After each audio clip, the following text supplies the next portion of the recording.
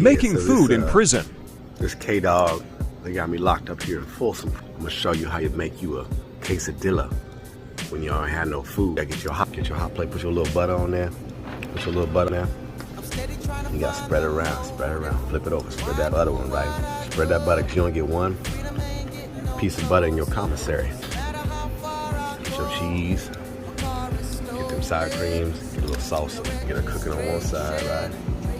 Grab that, flip that over, other side. You don't wanna burn all your butter off though. All right, now it's time for the cheese. Put that cheese in there, spread that.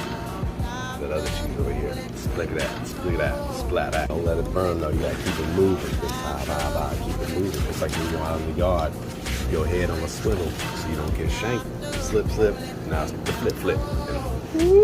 Wow, look at that move, man. Sprinkle me, man. Sprinkle that Jailhouse secret. They don't know about this though. Shh, don't. What you know about this? Wow. Hear that sizzle? These off here. Slap them on that napkin. That's right, that napkin. Our cream of Folsom Prison. Quesadilla.